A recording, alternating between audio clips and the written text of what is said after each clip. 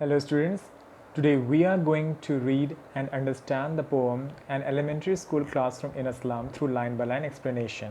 We'll also study the poetic devices used in the poem. So let's start. About the poet first.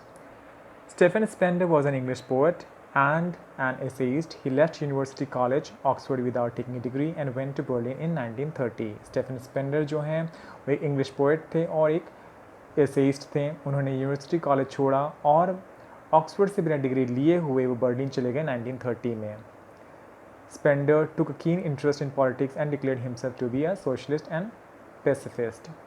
Spender की रुचि politics में थी और उन्होंने बाद में अपने आप को एक सोशलिस्ट के तौर पे, पेसिफिस्ट के तौर पे डिक्लेयर किया. सोशलिस्ट मतलब होता है जो समाज के बारे में सोचता है और पेसिफिस्ट मतलब होता है, let's see the meaning. Pacifist means a person who believes that war and violence are unjustifiable.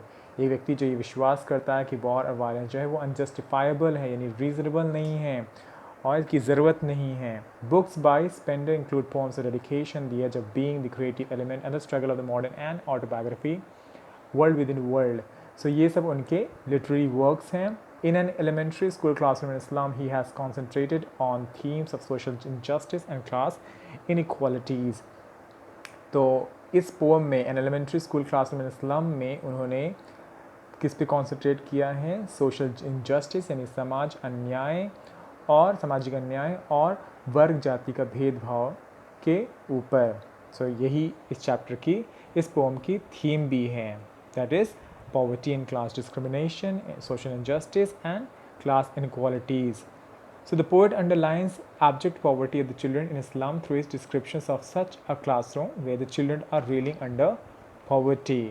यहाँ पे ऑथर ने, पोइट ने बताया है कि कैसे वो जो बच्चे हैं वो कैसे they are living a miserable life in this slum and they have no opportunity and they have no hope in their future. So let's see the explanation of the poem now. Far, far from gusty waves, these children's faces. यहाँ पे जो children है जो इस्लाम के जो elementary school में जो पढ़ रहे हैं उनका जो फेस है वो क्या है? उनके जो फेस हैं वो their faces are compared to gusty waves. मतलब गस्टी वेव से काफ़ी दूर है.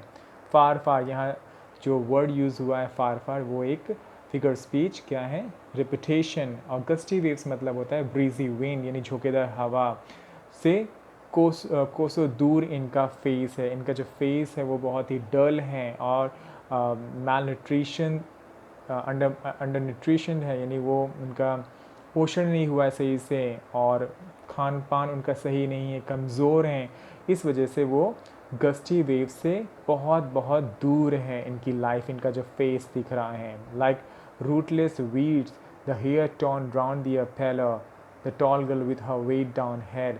लाइक रूटलेस वीड्स जो हैं here the poetic device used is a simile like rootless weeds. तो इन बच्चों को रूटलेस वीड्स से कंपेयर किया है. रूटलेस वीड्स मतलब होते हैं अनवांटेड प्लांट्स जो अपने आप ही उगाते हैं, अपने आप पैदा हो जाते हैं, उगाते हैं, जिसे हम हिंदी में खरपतवार बोलते हैं.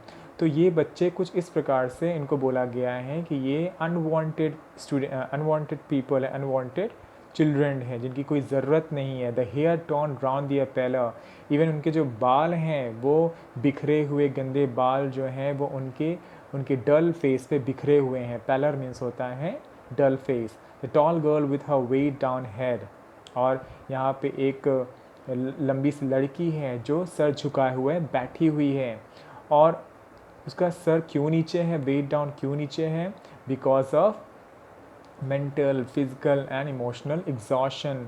वो गरीबी से थक चुकी है और चूँकि एनर्जी नहीं है उसकी, वो माल न्यूट्रिशन की वजह से वो कमज़ोर है और इस वजह से क्या हुआ है, उसका सर क्या है? झुका हुआ है. The paper seeming boy with rat's eyes, यहाँ पे एक लड़के की बात हुई है जो देखने में कैसा है वो?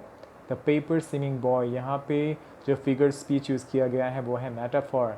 The paper seeming boy with rat's eyes, वो लड़का इतना पतला है जैसा कि पेपर होता है, पेपर के जैसा वो इतना पतला है, और उसकी आंखें कैसी हैं, रैट्स आइज यानी चूहों के जैसी आंखें हैं। जैसे कि जो चूहे होती हैं उनकी आंख जो होती है बाहर की ओर निकली होती है, वैसे ही ये जो बच्चा है वो इतना कमज़ोर है कि उसकी आंखें बाहर निकली हुई हैं। और जो जैसे कि रैट जो होते हैं वो हमेशा खाने की तलाश में रहते हैं, वैसे ये बच्चे भी खाने के तलाश में रहते हैं, because they are living a miserable life and they have no food. I mean बहुत कम इनको खाने मिलते हैं, और इनके पास पैसे नहीं हैं उतने, सो बहुत ही कमज़ोर हैं ये। The stunted unlucky heir of twisted bones reciting a father's gnarled disease। अब यहाँ पे एक लड़के की बात हो रही है नेक्स्ट, जो क्या है, स्टंटेड है। What is the meaning of stunted? Stunted meaning not fully grown due to malnutrition. क्या एक और लड़का है जो कैसा है, मैल न्यूट्रिशन की वजह से उसकी ग्रोथ जो है रुक गई है, और वो unlucky air of twisted bones है। अनलक्की बहुत ही अभागा है। और what is the meaning of air? Air means होता है वारिस, यानी वारिस ऑफ ट्विस्टेड बोन्स। और उसकी हड्डियाँ जो हैं वो कैसी हैं, उसकी हड्डियाँ बहुत ही मुड़ी हुई हैं, रफ़ टाइप की हैं। रिसाइटिंग अ फादर्स नाल्ड डिसीज़, नाल मतलब होता है रफ़ और ट्विस्टेड बोन्स, ये एक तरह की हड्डियों की एक क्या है, डिसीज़ है जो उसको अपने फादर से इनहेरिट किया है उसने। रिसाइटिंग अ फादर्स नाल डिसीज़ का जो ये फ्रेज़ की जो मीनिंग है इसका मतलब ये है, उसने अपने पेरेंट्स से क्या किया है, इन इस डिसीज़ को, इस नाल डिसीज़ को, इस ट्विस्टेड बोन्स डिसीज़ को क्या किया है, इनहेरिट किया हुआ। दैट इज़ ये क्या है, नाल डिसीज़ जो है ये एक डिसऑर्डर है, एक फिज़िकल डिसऑर्डर है जो उसको अपने फादर और पेरेंट्स से मिला हुआ है। और ये एक तरीके का जनरेशन को भी शो कर रहा है जो अपने फादर और मदर से ये डिसीज़ लेके इनहेरिट करके वो बच्चे पैदा हुए हैं। His lesson from his desk at back of the at back of the dim class one unnoticed sweet and young। so ये जो बच्चा पीछे बैठा हुआ है अपने फादर की डिसीज़ को लेकर बैठा हुआ है, इनहेरिट करे हुए है, वो साथ ही साथ क्या है, पीछे बैठा हुआ है, वो अपने चैप्टर को भी, अपने लेसन को भी पढ़ रहा है। At back of the dim class, और साथ ही साथ पीछे, क्लास के पीछे, बिल्कुल एकदम पीछे क्या है, और वो क्लास कैसी है, डिम क्लास है। सो डिम जो दिखा रहा है वो बहुत ही ग्लूमी कंडीशन को दिखा रहा है, बहुत ही होपलेस कंडीशन को दिखा रहा है। वहाँ पे एक बच्चा बैठा हुआ है और वो कैसा है, अननोटेड है। अननोटेड मतलब जिस पे कोई ध्यान नहीं दे रहा है, कोई नोटिस नहीं कर रहा है। स्वीट एंड यंग, और वो लड़का कैसा है, बहुत ही सुंदर है और छोटा है। His eyes live in a dream, और उसकी आंखें जो हैं वो हमेशा क्या है, वो किस खोज में रहती हैं, सपने की खोज में रहती हैं। Of squirrels game in tree room other than this, उसकी आंखें जो हैं वो बाहर जब देख रहे हैं तो बाहर क्या है, पेड़ पे गिलहरी जो हैं, गिलहरी वो गेम खेल रही हैं, और उनके जो ट्री रूम है, उनके जो होल हैं उनके पेड़ पे, वो स्क्विरल वहाँ से अंदर जा रही है, बाहर आ रही है, वो जो गेम खेल रही हैं। तो या ये जो लड़का है वो बाकी लोगों से क्या है, थोड़ा सा फ़र्क है। इस लड़के के आँख में क्या एक दिख रहा है, एक एम्बिशन दिख रहा है, एक सपना दिख रहा है। He really wants to go out of the slum and achieve his dream, वो अपने इस ड्रीम को अचीव करना चाहते हैं स्लम से बाहर जाके। तो ये बाकी लड़कों से और उस गर्ल से, टॉल गर्ल से क्या है, फ़र्क है। On sour cream walls donations, Shakespeare's head cloudlets at dawn, civilized dome riding all cities। On Sawar cream walls, अब वहाँ की जो वॉल्स है क्लासरूम की वो कैसी है, बहुत ही सावर है, पीली पड़ गई है, बहुत ही पुरानी है। और ये भी रिप्रेजेंट कर रहा है कि उस क्लास का जो माहौल है बहुत ही ग्लूमी है और डिस्पॉन्डेंट है, निराशा से भरा हुआ है और कोई होप नहीं है।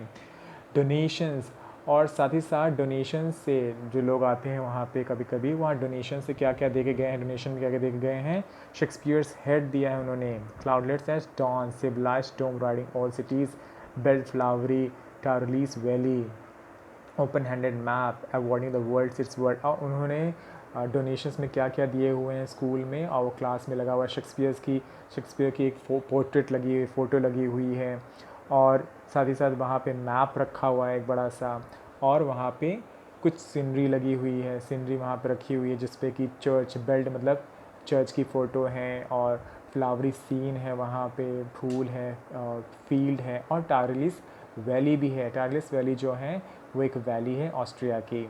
सो कुछ वहाँ पे फ्रेम्स लटके हुए हैं उस क्लासरूम में जो कि डोनेशंस में मिले थे। सो यहाँ पे शेक्सपियर जो है, शेक्सपियर्स हेड जो है वो एक तरीके का क्या है, एक आयरनी है। Cloudless as dawn, cloudless as dawn का मतलब यहाँ पे है कि डॉन मतलब होता है सुबह, यानी भोर का समय जो होता है, जो सनराइज टाइम होता है। Civilised dome riding all cities. तो शेक्सपियर जो है वो लिटरेचर का एक महान व्यक्ति है, पोइट है, और उसकी जो पोएम वगैरह रहती थी वो हमें बहुत ही रॉयल हुआ करती थी, और हमेशा रोमांस के बारे में ऑलमोस्ट, और वो बड़ी रॉयल रॉयल रॉयल्टी बेस्ड होती थी, रॉयल हाउस के बारे में, रॉयल फैमिली के बेस पे होती थी। सो इन बच्चों का शेक्सपियर की टीचिंग से they have nothing to do with they have nothing to do with Shakespeare teaching. उनका किसी भी शेक्सपियर की टीचिंग से लेना देना नहीं है, फिर भी उनको उनकी फ़ोटो लगाई गई है। और ये जो शेक्सपियर की टीचिंग है ये जो इनका स्लम है, ये एलिमेंट्री क्लासरूम है, वो बहुत ही दूर है। किससे दूर है? शहर से दूर है। और इस स्लम के अलावा उनका कोई होप नहीं है, वो स्लम ही में वो रहना है उनको, और there is no hope for this children. इनके लिए कोई भी होप नहीं है कि वो स्लम से बाहर जाके शहर में वो अपनी पढ़ाई कर पाएँ। So cloudless at dawn, civilized dome riding all cities, built flowery Tyrolese valley. और ये जो टारलीस वैली है, जो सीन है, ये जो वैली है, ये भी इनके किसी काम का नहीं, क्योंकि ये कभी भी उस स्लम से वो बाहर नहीं निकल पाएंगे। Open handed map awarding the world its world. और जो वहाँ पे एक मैप लटका हुआ है वो कैसा है? Open handed map. Open handed map जो सिम्बलाइज़ कर रहा है वो उसकी जनरॉसिटी को सिम्बलाइज़ कर रहा है। यानी ओपन हैंडेड मैप जो है वो उनको क्या दे रहा है? It provides them with an opportunity to explore the world. Open handed map जो है वो एक अपॉर्चुनिटी दे रहा है बच्चों को कि आप क्या करो, वर्ल्ड को एक्सप्लोर करो। They can get the opportunity to explore the world, लेकिन वो स्लम से बाहर नहीं आ पा रहे। तो उनके लिए ओपन हैंडेड मैप भी जो क्या है, वो एक क्या है, एक आयरनी है। वो उनके लिए एक तरह का मजाक है। Awarding the world its world, वो उनको अपॉर्चुनिटी दे रहा है, वो सिम्बलाइज तो कर रहा है, लेकिन बच्चे के लिए क्या, इन बच्चों के लिए वो एक मजाक है, क्योंकि ये बच्चे स्लम से कभी बाहर नहीं निकल सकते हैं।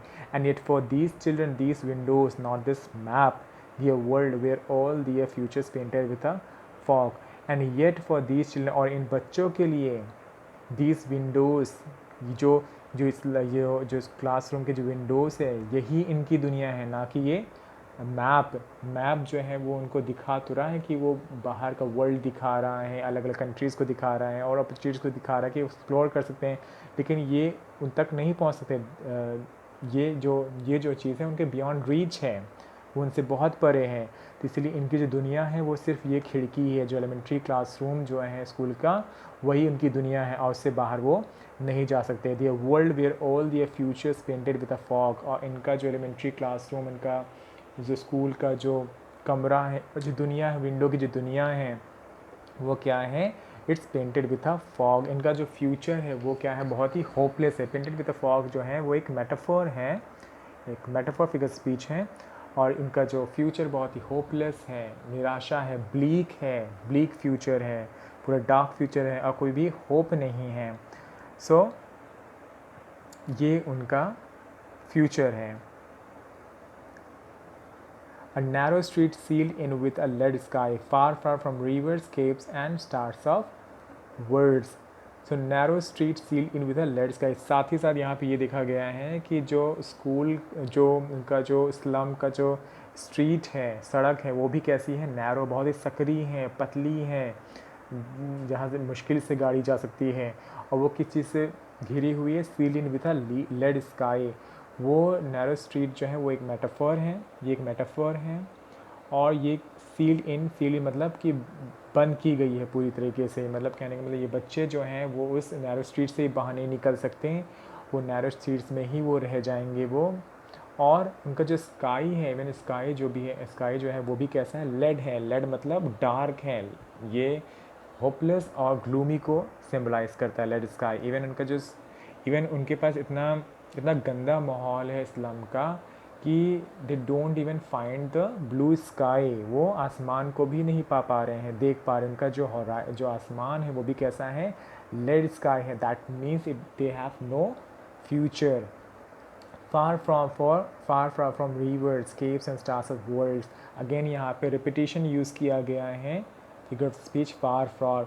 ये इनका जो इस्लाम है, इनकी जो लाइफ है वो नदियों से, केव्स से और स्टार्स ऑफ वर्ल्ड से बहुत बहुत बहुत दूर हैं। सो केव्स मतलब होता है जो सीज़ में, समुद्रों के बीचों बीच क्या छोटी सी आइलैंड निकल आती है, उसको हम केव्स बोलते हैं। एंड स्टार्स ऑफ वर्ड्स, इनके लाइफ में हैप्पीनेस नहीं है, कोई अप्रिसिएशन नहीं है, कोई अपॉर्चुनिटी नहीं है इनकी लाइफ में, कोई एजुकेशन। स्टार्स ऑफ वर्ड्स जो है एजुकेशन को भी दिखाता है और हैप्पीनेस को भी। इनके लाइफ में ऐसा कुछ भी नहीं है।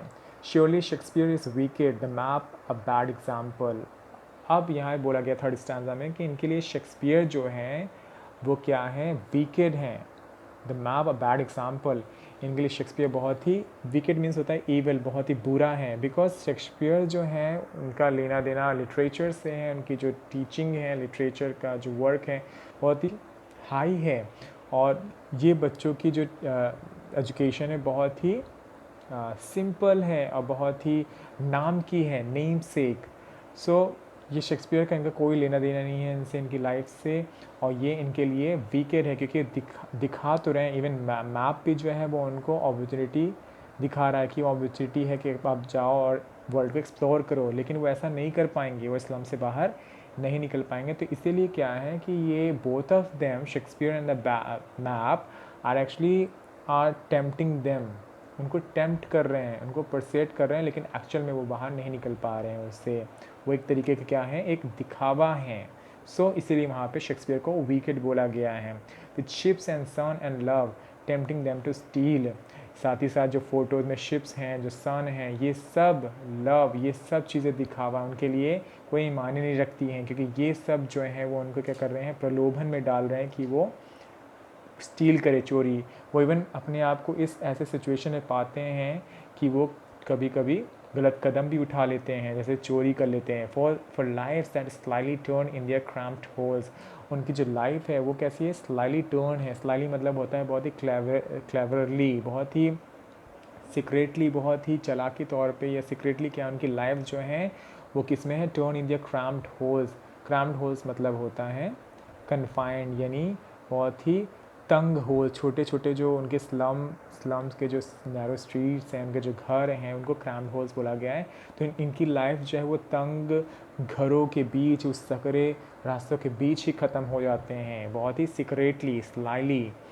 From fog to endless night, from fog to endless night ये मेटाफोर है, और इसका मतलब ये जो है कि from morning till evening, from morning till night मतलब सुबह से लेकर शाम तक जो है उनकी जो, उनका जो टाइम, उनका जो मोमेंट्स, उनका जो लाइफ है वो कैसा है, अगेन होपलेस है, कोई फ्यूचर नहीं है, ब्लीक है, फॉगी है। On their slag heap these children, slag heap का मतलब होता है मोल्ड ऑफ वेस्ट, यानी उनके जो शरीर है वो कैसा है, बहुत ही उनका जो ढांचा, स्ट्रक्चर है वो कैसा है, वीक है, बहुत ही कमज़ोर है because of malnutrition. On this slag heap these children wear skins peeped through by bones and spectacles of steel with mended glass like bottle bits on stones। और इन बच्चों की जो स्किन्स है, मानो उन्होंने अपनी स्किन जो है अपने बोन्स के ऊपर पहनी हुई है, peeped through by bones and spectacled and, और उनकी जो हड्डियां हैं वो उनके मांस से, उनके स्किन से क्या हो रही हैं, झलक रही, दिख रही हैं। पीप्ड मतलब होता है झाँकना। तो मानो उनकी इतना वो अंडर नरिशमेंट है कि वो क्या अंडर नरिश्ड हैं कि उनकी जो हड्डियां हैं वो उनके स्किन से क्या हो रही हैं, झाँक रही हैं, दिख रही हैं, साफ साफ ट्रांसपेरेंट दिख रही हैं वो। And spectacles of steel with मेंडेड glass, और उन्होंने जो चश्मे लगाए हुए हैं वो भी कैसे हैं, स्टील के हैं। स्टील के मतलब बहुत ही अनकम्फर्टेबल, बहुत ही भारी हैं, हैवी हैं। जैसे कि हम मार्केट से जब हम स्पेक्टिकल लेते हैं तो सबसे लाइट हम चूज़ करते हैं, लेकिन इनका चूँकि इनके पास पैसे नहीं हैं और इनको लोगों ने दे दिया है डोनेशन के तौर पे, ऐसा दे दिया है करके, तो उनके जो चश्मे भी हैं और जो इतना अफोर्ड नहीं कर सकते कि वो हल्के चश्मे खरीद सके महंगे फ्रेम के, तो उनके जो चश्मे भी हैं वो भी क्या हैं, बहुत ही भारी हैं और स्टील के हैं। ये भी एक क्या रिप्रेजेंट कर रहा है, उनकी पॉवर्टी को रिप्रेजेंट कर रहा है, उनके इकोनॉमिक कंडीशन को रिप्रेजेंट कर रहा है। उनके मेंडेड ग्लास हैं, मेंडेड मतलब उनके जो शीशे भी हैं चश्मे के वो कैसे हैं, टूटे हुए हैं, मतलब जोड़े गए हैं, बने हैं। Like bottle beads on stones, कैसे हैं, जैसे कि हम जो बॉटल को पत्थर पे फेंकते हैं या ज़मीन पे गिर जाता है तब चकनाचूर हो जाते हैं शीशे, वैसे इनके जो चश्मे भी हैं वे चिटके हुए हैं। और like bottle bits and stones जो है यहाँ पे सिमली का यूज़ किया गया है। Here figure speech simile is used. All of their time and space of foggy slum, उनका सारा समय, सारा जो टाइम है, स्पेस, जगह, वो कैसा है, उनका कंडीशन वो कैसा है, अगेन फॉगी स्लम है। फॉगी मतलब कोहरे से, कोहरे के जैसा, कोहरा यहाँ पे एग्जैक्टली यूज़ किया गया, मतलब कि होपलेस है, कोई आशा नहीं है, सब जगह डिस्पेयर है, डिस्पॉन्डेंसी है, निराशा ही निराशा है। There is no hope for the children living in the slum. So plot their maps with slums as big as doom, तो यहाँ बोला जा रहा है कि so plot their maps with slums as big as doom, तो blot मतलब होता है वैसे डिस्ट्रॉय भी होता है और ब्लॉट का मतलब होता है मार्क करना। तो इनके मैप्स को क्या कर दो with slums as big as doom, तो ये पूरा ये जो स्लम का हिस्सा ये पूरा क्या कर दो, पूरा मार्क कर दो। यानी मैप्स में जो है वो इनके स्लम्स का हिस्सा नहीं है, सिर्फ मैप्स में जो है बहुत अच्छी अच्छी ब्यूटीफुल लैंड को पिक्चराइज किया गया है, लेकिन यहाँ बोला जा रहा है कि उनके मैप्स को क्या करो, उनके स्लम्स को भी उसमें डाल दो। एज बिग एज डूम, जैसे साफ साफ वो डूम के जैसे दिखाई दे, डूम मतलब बर्बादी जैसा दिखाई दे, मैप में भी वो साफ साफ दिखाई दे इनका स्लम भी। Unless governor, inspector, visitor, this map becomes a window and these windows that shut upon their lives like catacombs। अब लास्ट जो फोर्थ स्टैंजा है, यहाँ पे क्या है, यहाँ पे एटीट्यूड चेंज हो रहा है पोएट का, और यहाँ पे कैसा एटीट्यूड हो जा रहा है पोएट का, ऑप्टिमिस्टिक हो जा रहा है, पॉजिटिव हो जा रहा है। यहाँ पे क्यों हो जा रहा है, unless governor and inspector visitor this map becomes a window and this window that shut upon their lives like catacombs. जब तक गवर्नर, इंस्पेक्टर, विजिटर आके इनकी हेल्प नहीं करते हैं तब तक इनका जो मैप है बिकम्स ये विंडो, वो इनकी दुनिया बन जाएगी। और इनकी जो इनकी जो विंडो है, इनकी जो दुनिया जो है, यही उनको बंद कर देगी। इन्हें जो विंडोज़ हैं वही उनकी दुनिया है और उसी में वो रह जाएंगे, कभी उससे बाहर नहीं आ पाएंगे तब तक जब तक कोई गवर्नर या इंस्पेक्टर या विजिटर, मतलब दोज हुई अथॉरिटी आके इनकी इमीडिएट एक्शन लेना और कुछ हेल्प ना करे, तब तक वो उसी विंडो के अंदर ही रह जाएंगे।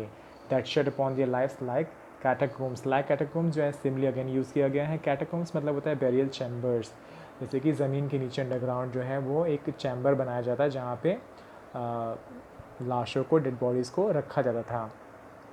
सो that shut upon their life like catacombs. अगर कोई गवर्नर और इंस्पेक्टर विजिटर कोई आके इनके लिए कुछ करेगा नहीं, इनको बाहर नहीं निकालेगा, इनके लिए अपॉर्चुनिटीज़ नहीं निकालेगा उनको, ताकि वर्ल्ड एक्सप्लोर कर सके, एक बेटर लाइफ जी सके, नहीं तो तब तक क्या होगा, इनका जो ये विंडो है यही इनकी दुनिया है और ये इनकी जो लाइफ है वो इसी में ही ख़त्म हो जाएगी, जैसे कि कैटाकॉम्ब्स की होती है, उसी चैम्बर के अंदर ही शव को लाके रख दिया जाता है और बंद कर दिया जाता है। So break open till they break the town and show the children to green fields and make their world run azure on gold sands and let their tongues run naked into books of white and green leaves open।